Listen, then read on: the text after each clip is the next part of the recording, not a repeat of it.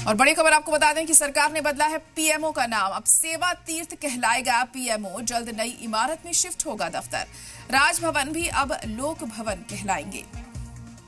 तो बड़ी खबर आपको बता रहे हैं कि सरकार ने अब पीएमओ का नाम बदल दिया है।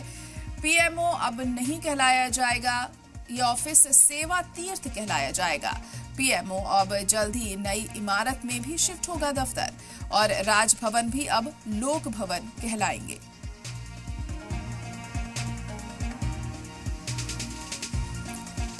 तो पीएमओ का नाम बदल दिया गया है। सेवा तीर्थ अब पीएमओ का नाम रखा गया है। नई बिल्डिंग में दफ्तर शिफ्ट होगा और इसके अलावा राजभवन भी अब लोक भवन कहलाए जाएंगे। तो ये बड़ा बदलाव यहां पर किया गया है।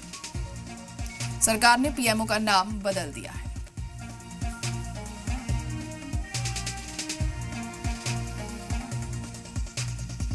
तो सेवा तीर्थ के नाम से अब पीएमओ जाना जाएगा और नई बिल्डिंग में ये जल्द ही शिफ्ट होगा। इसके अलावा राजभवन भी अब लोक भवन कहलाएंगे।